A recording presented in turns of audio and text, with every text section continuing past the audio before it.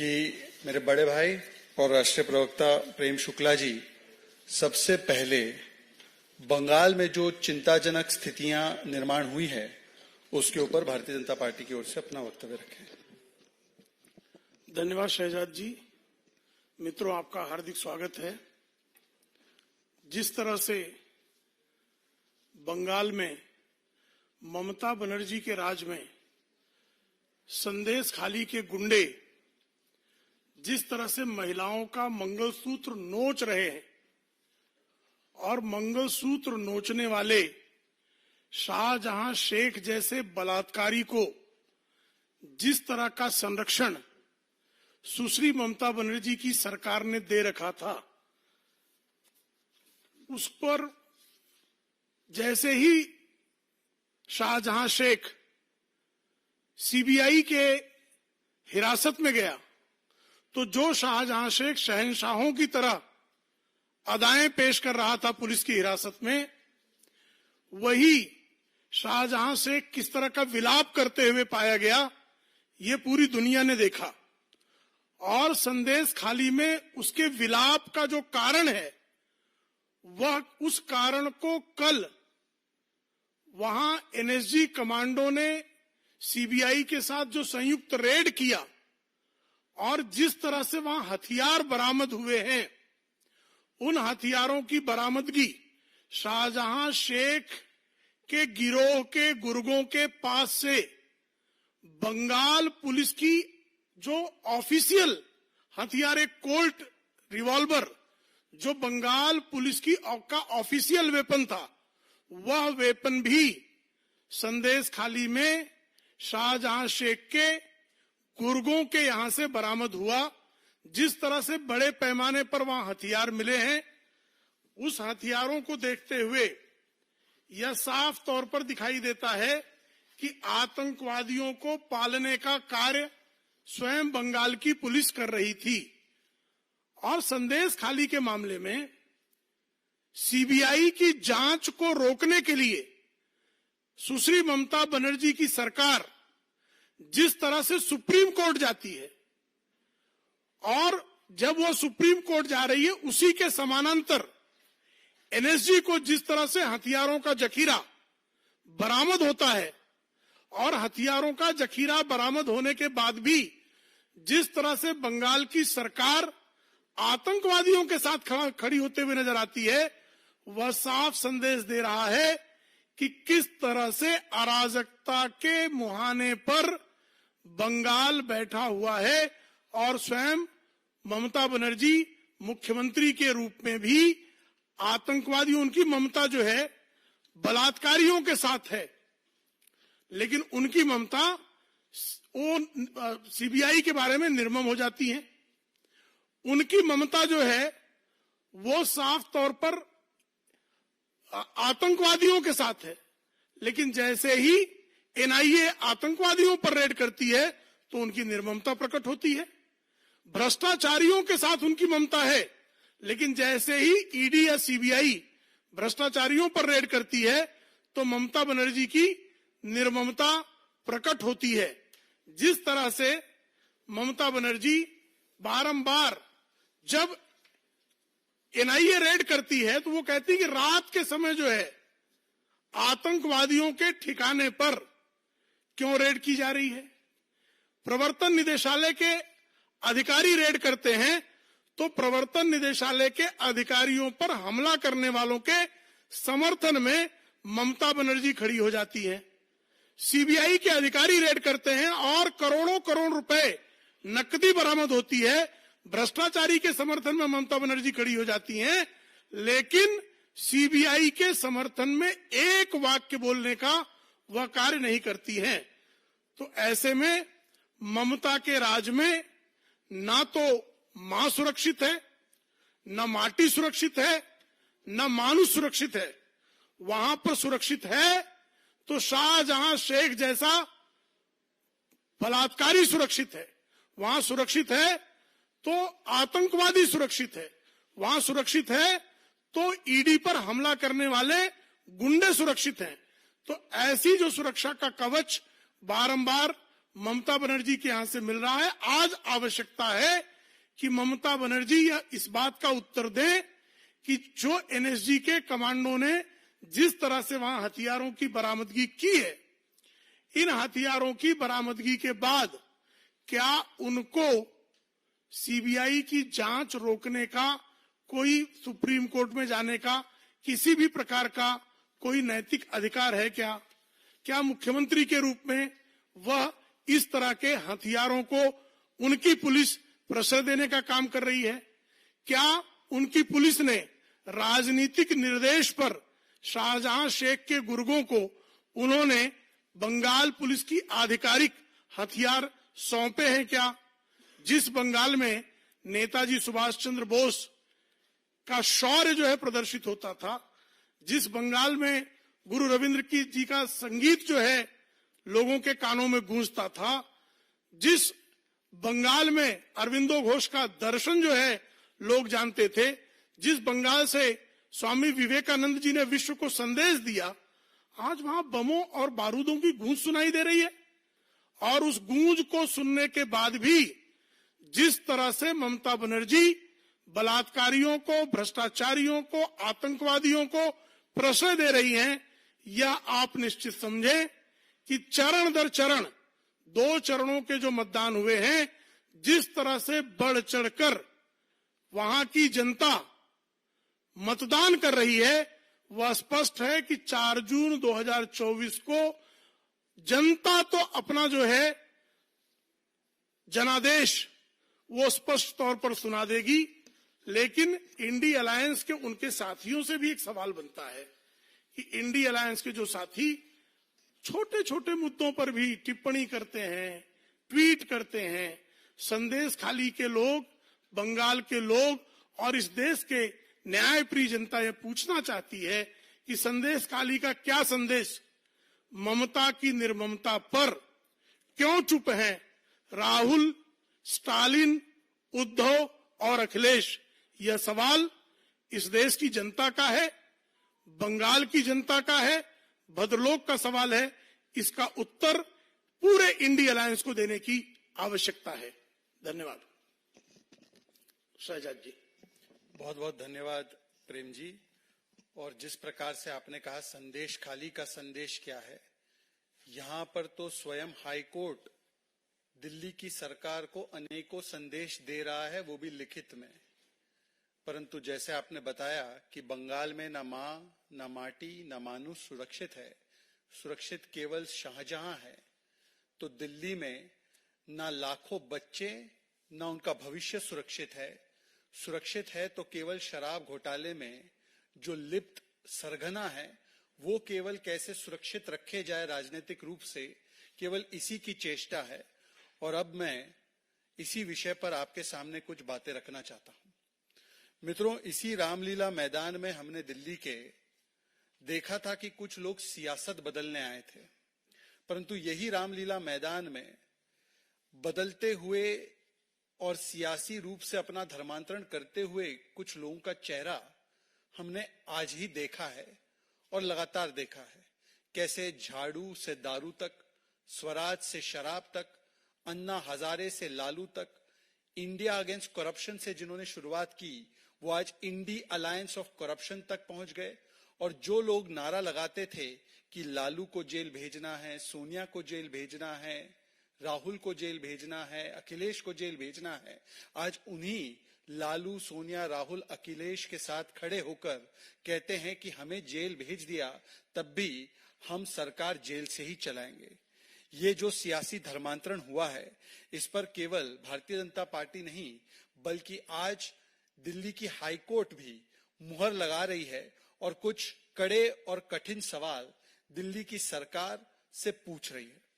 मित्रों, आपने हमेशा सुना होगा कि जेल से गैंग गिरोह वगैरह चलता है। पाब्लो एस्कोबार के बारे में भी सुना होगा आपने कि कैसे नशा का कारोबार वो जेल में बैठे हुए चलाते थे। परंतु दिल्ली का ये दुर्भाग्य है कि दिल्ली में भी एक पाब्लो एस्कोबार बेशर्मी से और निर्लजता से, या यूं कहूं कि कट्टर बेशर्मी से किस प्रकार से सरकार तिहाड़ से चला रहे हैं, और उस पर जब संविधानिक कोर्ट कॉन्स्टिट्यूशनल कोर्ट केवल कोई टिप्पणी नहीं बल्कि अपनी सख्त आलोचना और अपनी फाइंडिंग दे रहे हैं, उसके बाद भी किस प्रकार से निर्लजता से कुछ लोग सत्ता की लालच में आज भी अपने पद पर बने हुए हैं, उसका भी आज हम लोग खुलासा करने वाले हैं। और जिसको ये लोग कहते हैं कि ये दुनिया का वर्ल्ड क्लास एजुकेशन मॉडल है जो दिल्ली में चल रहा है, उसकी हकीकत और हालत क्या है, उसके बारे में भी दिल्ली हाईकोर्ट ने कुछ सख्त टिप्पणियां एवं फाइंडिंग्स दी है, वो मैं आपके सामने पेश करना चाहता हूं। क्योंकि इसी से पता चलता है कि कितना सियासी धर्मांतरण हुआ है उन लोगों का जो बच्चों की सौगंध खाते थे और कहते थे कि हम 2 कमरे के मकान में रहेंगे। आज वो शीश महल वाली मानसिकता किस प्रकार से उनके अंदर आ चुकी है, वो आपको दिखाई देगा। एक पीआईएल कुछ हफ्ते पहले दिल्ली हाईकोर्ट के सामने आई, जिसमें कि लाखों बच्चों के भविष्य से जुड़ी हुई बातें थी। दिल्ली के अंदर लाखों ऐसे बच्चे हैं जिनको टिन के क्लासरूम में बैठना पड़ता है, टिन के बिल्डिंग में बैठना पड़ता है। हजारों ऐसे बच्चे हैं जिनको text book, writing material, black board, desk, ऐसी कोई बेसिक सुविधा भी प्राप्त नहीं है उन स्कूलों में। और ये सब स्कूल जो है ये अरविंद केजरीवाल और उनकी सरकार की जिम्मेदारी के तहत आते हैं। ऐसे लाखों बच्चों की चिंता करते हुए एक पीआईएल जब दिल्ली हाईकोर्ट में जाती है और दिल्ली हाईकोर्ट लगातार दिल्ली सरकार से पूछती है कि इन बच्चों के बारे में आप क्या कर रहे हैं, इनको बेसिक सुविधाएं जो इनका अधिकार है, जो इनको आपने प्रॉमिस किया था, जो संविधान इनको प्रॉमिस करता है, वो उनको क्यों नहीं मिल रहा, तो उस पर कुछ नहीं करते हैं। और आज दिल्ली हाईकोर्ट की तरफ से जो फाइंडिंग्स और बातें सामने निकल कर आई हैं, मैं आपके सामने पेश करना चाहता हूं। सबसे पहले दिल्ली हाईकोर्ट के एक्टिंग चीफ जस्टिस वो कहते हैं, और ये अरविंद केजरीवाल और अरविंद केजरीवाल का प्रतिनिधित्व करने वाले वहां पर जो मंत्री सौरभ भारद्वाज और उनके वकील से कहते हैं, how much power can you appropriate to yourself? How interested is your client to get power? What is the point of all this power? This arrogance of power is at its highest. This person, मतलब केजरीवाल के विषय में बोल रहे हैं, this person is looking for more power and you have placed your personal interest at the highest and not national interest. ये तब हुआ जब सौरभ भारद्वाज ने बताया कि ये बच्चों को हम इसलिए जो बेसिक बुनियादी सुविधाएं नहीं दे सकते क्योंकि मुख्यमंत्री जेल में है, और मुख्यमंत्री जेल में होने की वजह से, कस्टडी में होने की वजह से हमारी सरकार इन बच्चों के लिए कोई निर्णय नहीं ले पा रही है। तब acting chief justice of high court ने कहा है कि आपने आपकी व्यक्तिगत महत्वाकांक्षा और हितों को देश के हित के ऊपर रखा है, और आप कितना पावर, कितनी आपको सत्ता चाहिए, ये सत्ता की लालच में आप देश के भविष्य के साथ खिलवाड़ कर रहे हैं। उसके बाद वो कहते हैं कि आई एम सॉरी टू से, मैं बहुत निराश हूं ये कहने में कि आपने बच्चों के हितों को नहीं, बच्चे जो पढ़ रहे हैं उनके हितों को नहीं, केवल अपने राजनीतिक हित को सबसे ऊपर रखा है। उनके पास नोटबुक नहीं है, नोटपैड नहीं है, यूनिफॉर्म नहीं है, वो टिन शेड में पढ़ाई कर रहे हैं। क्या आपको लगता है ये सही है? और सौरभ भारद्वाज पर भी टिप्पणी करते हुए उन्होंने कहा है कि सौरभ भारद्वाज जी, आप केवल घड़ियाली आंसू बहाते हैं। उसके बाद कोर्ट कहती है, और ये सारी कोर्ट की टिप्पणी और फाइंडिंग्स और बातें हैं, इसमें से एक भी शब्द भारतीय जनता पार्टी का नहीं है। क्या ये कोर्ट की जिम्मेदारी है कि यूनिफॉर्म और बुक डिस्ट्रीब्यूट कराए? ये हमारा काम नहीं है। पर अगर आप अपने काम को पूरा नहीं कर सकते केवल इसलिए क्योंकि आपको सत्ता में ही केवल ज्यादा दिलचस्पी है, मुझे पता नहीं आपको कितनी सत्ता चाहिए। समस्या यह है कि आप सत्ता हथियाने के लिए ही प्रयास कर रहे हैं और आपको ऐसे सत्ता नहीं मिलेगी। फिर वो कहते हैं कि या तो आपके यहां पर कोई इंस्ट्रक्शन देने वाला जो है उसके पास हृदय नहीं है, या आंखें नहीं है, या आंखें और हृदय हैं परंतु उसके बावजूद भी वो वस्तु स्थिति को देखना नहीं चाहता कि किस प्रकार से बच्चों की यहां पर स्थिति बनी हुई है। वो बच्चों की स्थिति पिछले हियरिंग में भी जस्टिस मनमीत अरोरा, एक भी शब्द प्रेम शुक्ला और शहजाद पूनावाला भाजपा का नहीं है, ये सारे शब्द हाई कोर्ट के चीफ जस्टिस और एक्टिंग चीफ जस्टिस और जस्टिस के हैं। मनमीत अरोरा जस्टिस कह रहे हैं पिछली हियरिंग में, schools are in a terrible condition. Your job is affecting the lives of young people. आप लोग एजुकेशन के बारे में इंचार्ज है। You are not suppose to just publish announcements in newspapers कि स्कूल्स बहुत अच्छे हो गए, केवल एडवर्टीजमेंट मत डालिए। एक क्लासरूम में 144 बच्चे पढ़ रहे हैं, यह बहुत ही दयनीय स्थिति है। हमने सुना है कि एक ही समय पर, सुनिए इसको, ये वर्ल्ड क्लास एजुकेशन मॉडल की धज्जियां उड़ा रहे हैं दिल्ली हाई कोर्ट के जजेस। हमने सुना है कि एक ही समय पर अलग अलग टीचर एक ही क्लासरूम में अलग अलग सब्जेक्ट पढ़ा रहे हैं। आधा समय एक बच्चा एक दिशा में देख रहा है और बाकी के समय दूसरे दिशा में देख रहा है। The problem is that no senior functionaries children are studying in the schools. कोई भी वरिष्ठ नेता मंत्री के बच्चे इस स्कूल में पढ़ नहीं रहे। इसीलिए आपको पता नहीं है कि जिस स्कूल को आप वर्ल्ड क्लास बोल रहे हैं इसकी हकीकत और हालात क्या है।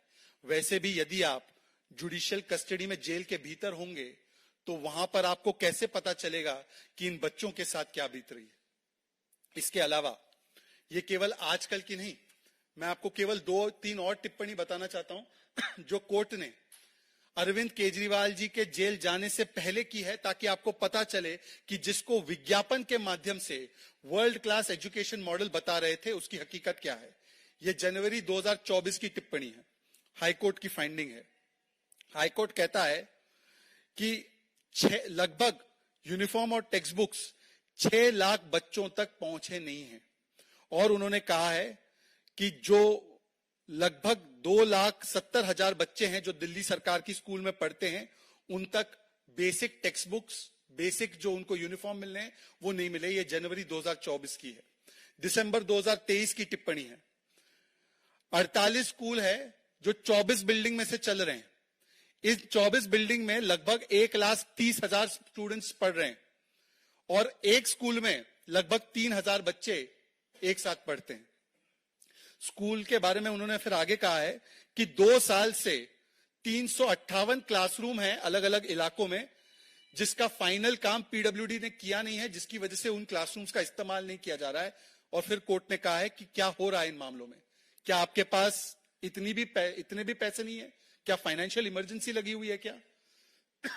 एक तरफ तो कहा जाता है कि दिल्ली सरकार सरप्लस में है, दिल्ली सरकार के पास बहुत पैसे हैं, अलग अलग चीजों के लिए उनके पास पैसे होते हैं, पर जब 16.5 करोड़ रुपए देकर पीडब्ल्यूडी को 358 क्लासरूम का काम कराना था तो उसके लिए पैसे नहीं थे, और दिल्ली हाईकोर्ट की उस पर टिप्पणी आई। उसके अलावा अप्रैल 2023 में डूटा एसोसिएशन, जो दिल्ली यूनिवर्सिटी टीचर्स एसोसिएशन है, उनको एक पीआईएल डालनी पड़ी कि हमारी सैलरी दी नहीं जा रही है। उसमें जस्टिस प्रसाद ने कहा दिल्ली सरकार से, your conduct is in complete defines in not paying salary to the teachers. They are forced to file litigation and then they are dragged to the Supreme Court, and this keeps going on and on. मतलब कि अपनी basic salary पाने के लिए जो teachers है उनको दिल्ली सरकार से सैलरी नहीं मिली, तो उनको हाई कोर्ट और सुप्रीम कोर्ट तक जाना पड़ा।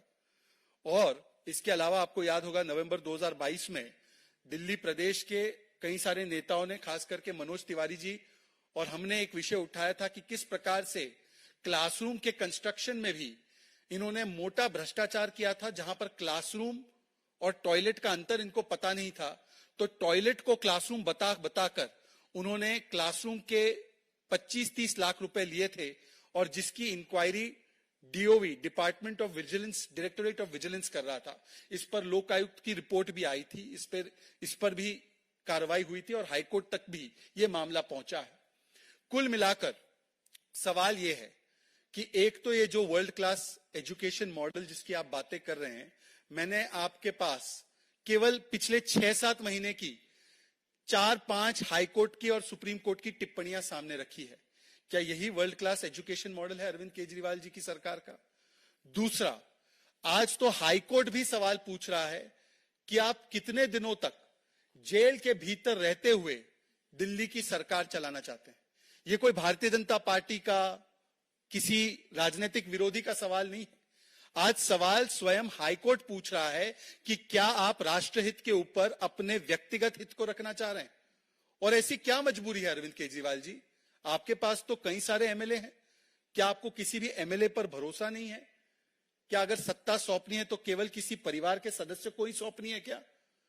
या आप समझते हैं कि जो पैमाना आप दूसरों पर लगाते थे, आप ही कहते थे लालू जी इस्तीफा दे, सोनिया जी इस्तीफा दे, इनके ऊपर तो कोर्ट की कोई ऐसी टिप्पणी भी नहीं आई थी। आपके ऊपर तो हाई कोर्ट ने न केवल टिप्पणी की है बल्कि फाइंडिंग की है कि आप प्रथम दृष्टया घूस ले रहे थे और आप शराब घोटाले में लिप्त है। और हाईकोर्ट से आपको अभी तक सुप्रीम कोर्ट के द्वारा कोई राहत नहीं मिली है।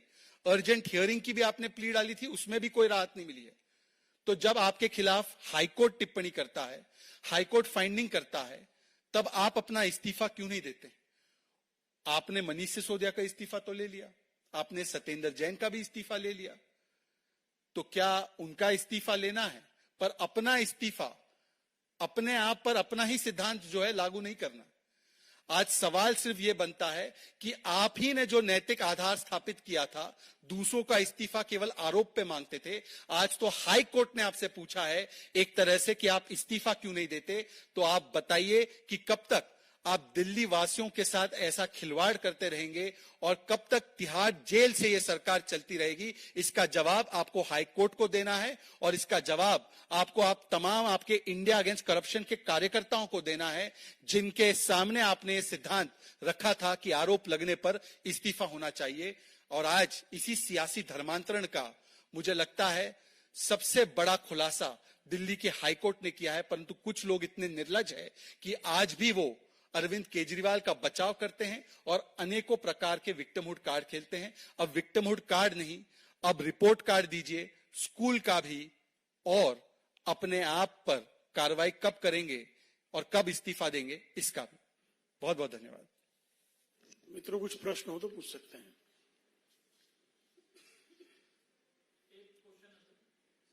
जी,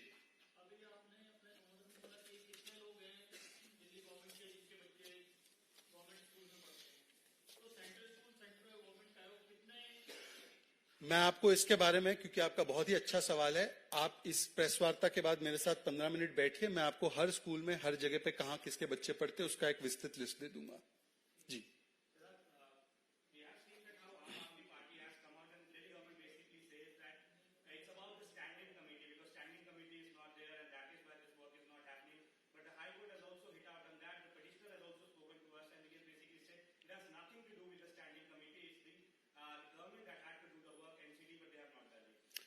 ये मामला स्टैंडिंग कमेटी का नहीं है।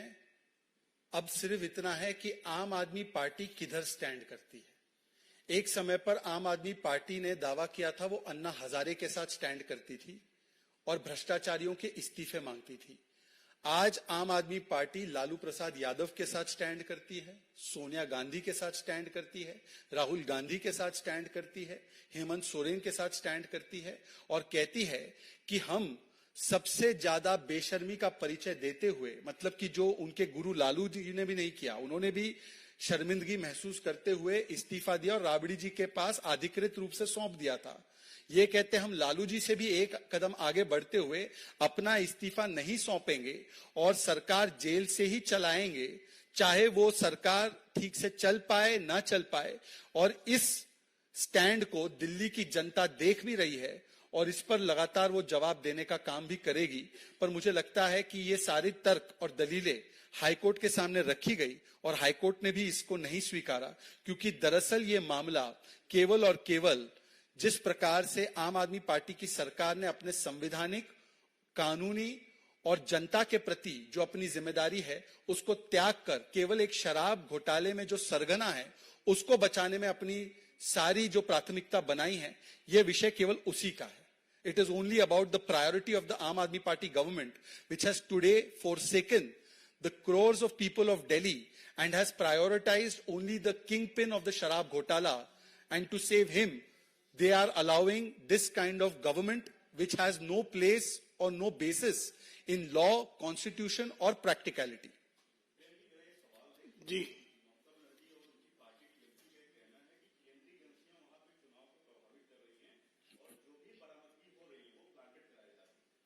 देखिए, साफ तौर पर दिखाई दे रहा है एनएसजी सीआरपीएफ पर आज तक इस तरह के आरोपों का कोई आधार नहीं रहा है। ये निराधार आरोप है। लेकिन ये साफ तौर पर दिखाई दे रहा है कि जब बंगाल पुलिस का आधिकारिक वेपन संदेश खाली के कांड के सरगना शाहजहां शेख के गुर्गे के यहां से बरामद होता है और शाहजहां शेख को बचाने के लिए जिस तरह से सुप्रीम कोर्ट तक दौड़ती है ममता बनर्जी, तो ये साफ तौर पर दिखाई दे रहा है कि भ्रष्टाचारियों को बचाते बचाते अब आतंकवादियों को बचाने में भी ममता किसी प्रकार की कमी नहीं छोड़ रही है। उसके लिए वो संभव है, उन्होंने बीच के दिनों में तो हाईकोर्ट पर भी आरोप लगाए, कल आने वाले दिनों में सुप्रीम कोर्ट पर ना आरोप लगाएं, इस दशा को प्राप्त है।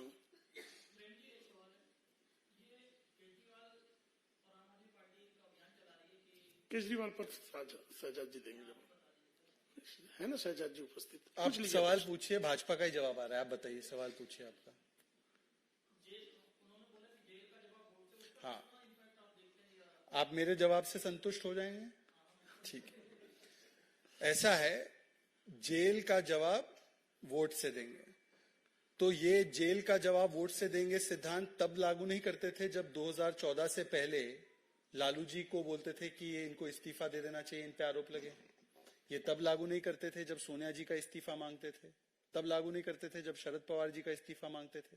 चलिए, आज जो अली बाबा और 40 चोर रामलीला मैदान में इकट्ठा हुए हैं और वहां पर ये लोग तर्क देते हैं कि जेल का जवाब वोट से देंगे, तो मुझे लगता है कि जनता तो जेल का जवाब वोट से देना नहीं देना वो सब तो देगी ही नहीं, परंतु उनकी जो असलियत है, उनके असली चेहरे पर जनता ने 14 और 19 में जवाब दिया ही है।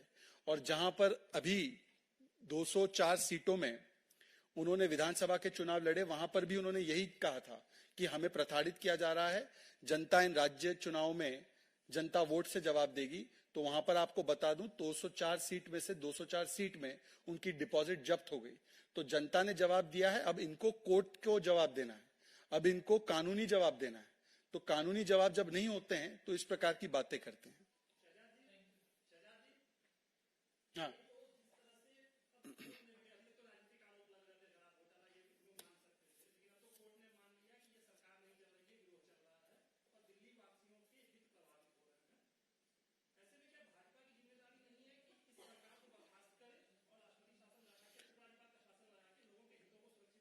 भारतीय जनता पार्टी की जिम्मेदारी एक राजनीतिक दल होने के नाते सार्वजनिक विषयों को सार्वजनिक पटल पर लाने की है और मुझे लगता है वो जिम्मेदारी हम पूरी तरह से निभा रहे हैं और इस जिम्मेदारी को हम सड़क से लेकर सदन तक हर जगह निभाएंगे। परंतु हाँ, आज सवाल निर्माण जो हुआ है वो कोर्ट की तरफ से सवाल निर्माण हुआ है, जिसका जवाब उन्हें कोर्ट को और संवैधानिक जो संस्थाएं उनको देना चाहिए। और दूसरा सवाल जो पैदा होता है वो नैतिकता के पटल पर पैदा होता है कि जो लोग पहले इस्तीफा मांगते थे आज वो सरकार तिहाड़ जेल से जला रहे हैं। तो मुझे लगता है कि इसमें तो अगर किसी राजनीतिक दल को जवाब देना है तो आम आदमी पार्टी है जिसको जवाब देना है, क्योंकि उनके सिद्धांत किस प्रकार से बदले हैं वो आज साफ साफ नजर आ रहा है।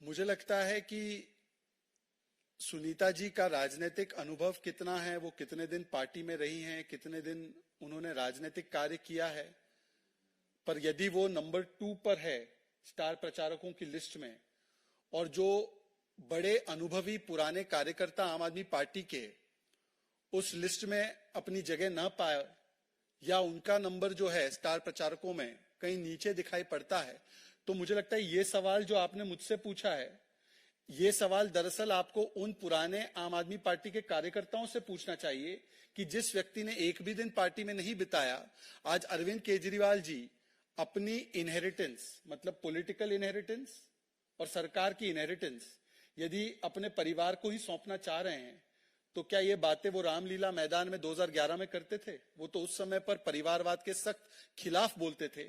आज वो सारे अवगुण लालू जी के अपना लिए हैं, भ्रष्टाचार से लेकर परिवारवाद का। तो उनके ही कार्यकर्ताओं से ये सवाल पूछे कि वो टिप्पणी करे कि अपनी स्टार प्रचारक लिस्ट में केजरीवाल परिवार के लोग दिखाई देते हैं परंतु पुराने कार्यकर्ता नहीं दिखाई देते, इसीलिए उनके कई सारे कार्यकर्ता और मंत्री भी उनका साथ छोड़ रहे हैं। उनके एक मंत्री ने बताया भी है कि कैसे दलितों को वहां पर जगह नहीं मिलती है, और उन्होंने अपनी बातें रखी भी है। बहुत बहुत धन्यवाद।